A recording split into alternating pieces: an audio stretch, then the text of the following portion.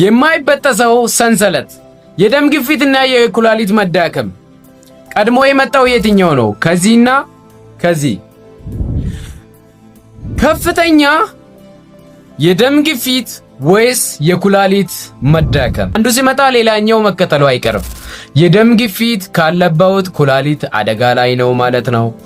ስለዚህ ኩላሊታችን መታመም ሲጀምር የደም ግፊቱ መቆጣጠር የማንችልበት ደረጃ ላይ ይደርሳል። ዛሬ ይህ ሰንሰለት እንዴት እንደሚሰራና መፍትሄውን እንመለከታለን ማለት ነው። በቅድሚያ ሰብስክራይብ፣ ላይክ፣ ሼር ያድርጉ። ኩላሊታችን ኔፍሮንስ የሚባሉ በሚሊዮን የሚቆጠሩ ጥቃቅን ማጣሪያዎች አሉት። እነዚህ ማጣሪያዎች በጣም ስስ በሆኑ የደም ስሮች የተሰሩ ናቸው ማለት ነው። የተገነቡ ናቸው ማለት ነው። ልክ እንደ ከፍተኛ ግፊት ያለው ውሃ ቱቦ በቀጭን ጨርቅ ላይ እንደ መልቀቅ ማለት ነው። በዚህን ጊዜ ይህ ግፊት የኩላሊት የደም ስሮችን ያቆስልና እንዲሁም ያጠባዋል ማለት ነው። የሚገርመው ነገር ጉዳቱ በከፍተኛ ደረጃ ላይ እስኪደርስ ድረስ ምንም አይነት ኩላሊታችን ማለት ነው ምልክት አያሳይም፣ ግን አጸፋዊ እርምጃ ይመልሳል ማለት። የሰውነታችን የደም ግፊት መቆጣጠሪያ ማዕከልም ከመሆኑ የተነሳ ኩላሊታችን ሲጎዳ አእምሮአችን ይስታል ማለት ይቻላል።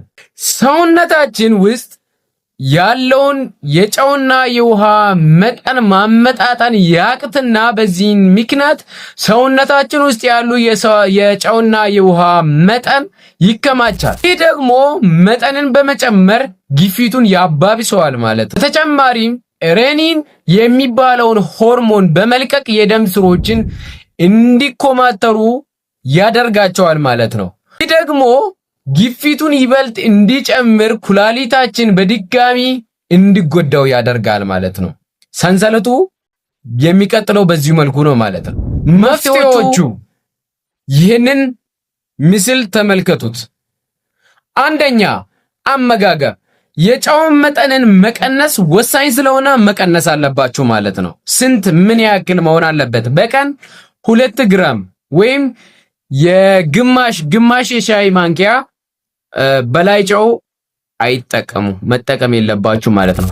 ሁለተኛ መድኃኒት እንደ ኤሲ ኢንሂቢተር ያሉ መድኃኒቶች ደግሞ ግፊቱን ከመቀነስ ያለፈ በኩላሊት ውስጥ ያሉ የደም ስሮችን በማዝናናት ኩላሊት እንዳይቆስል ይከላከላል ማለት ነው።